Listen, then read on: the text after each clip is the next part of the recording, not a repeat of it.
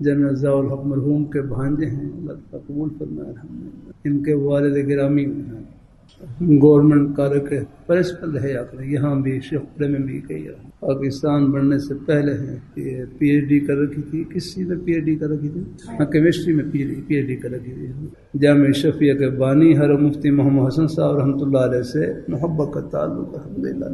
ان کے دادا جان مرحوم تھے، وہ پیشے کے لحاظ سے وکیل تھے، میں نے سنا والد صاحب یہاں شیخ پورے میں ایک گورنمنٹ کالج میں وہاں کے پرنسپل تھے، لیکن چونکہ حضرت مفتی محمد حسن صاحب رحمۃ اللہ علیہ سے محبت کا بیعت کا تعلق، دیکھو اللہ والوں کی نیک صحبت کی برکت سے دنیا کی آنکھیں بھی کھلتی ہیں اور آخرت کی آنکھیں بھی کھلتی ہیں۔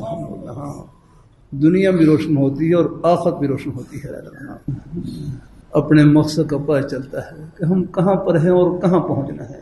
اپنی والد صاحب فیصل آباد میں تھے، اپنے والد صاحب سے ملنے کے لیے تشریف لے گئے وہاں پر شیخ پورہ سے۔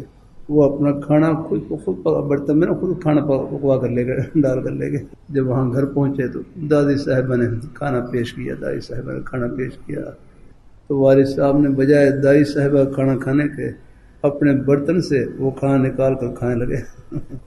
تو ان کی جو والدہ صاحبہ وہ ناراض ہوئی، دادی صاحبہ ہاں ان کی تو والدہ تھی، تو والدہ صاحبہ ناراض ہو کر پنجابی زبان میں جملہ کہا کہ تم رن دا پکیا ہوا کھانا کھا لینا ہے، ماں دے ہاتھ دا پکا نہیں کھانا۔ تم رن دا پکیا ہوا کھانا کھا لینا، ماں دے ہاتھ دا پکا نہیں کھانا۔ آپ گھر والی کے ہاتھ کا پکا ہوا کھانا کھا لیتے ہیں، میں ماں ہوں، اپنی ماں کا پکا ہوا کھانا نہیں کھاتے رہنا۔ دل میں جو بات تھی وہ کر دیا۔ میری بات دراصل یہ ہے کہ میرے والد صاحب پیشے کے لحاظ سے وکیل ہیں، مجھے ان کی کمائی میں کچھ شبہ سا ہے، اس لیے میں اپنے وہاں سے شیخ پورے سے اپنا کھانا پکوا کر لایا ہوں۔ پھر شام کو والد صاحب گھر پر تشریف لائے تو دائی صاحب نے والدہ صاحب بتلایا کہ تیرا پتر یہ کہہ رہے۔ پھر والد صاحب نے بڑا عجیب جملہ کہا، ہمارے نیک وکلا ہیں، سب کے لیے ہم نصیحت بھی ہے اس میں ہے نا۔ والد صاحب نے بڑا پیارا جملہ کہا، فرمانے لگے ٹھیک ہے میں پیشے کے لحاظ سے وکیل ہوں، لیکن آج تک میں نے کبھی کوئی جھوٹا کیس نہیں لیا، کوئی غلط قسم کا کیس نہیں لیا، اپنی حق حلال کی روزی کما کر اپنے بچوں کا پیٹ پالا ہے۔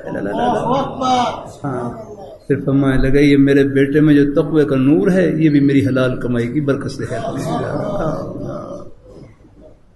اللہ اپنی مہربان ہے۔ جب رحمۃ اللہ کو معلوم ہوا پر میں اپنے والد صاحب سے معافی مانگوں جا کر الحمدللہ، یہ آپ نے کیسا جملہ کہہ دیا؟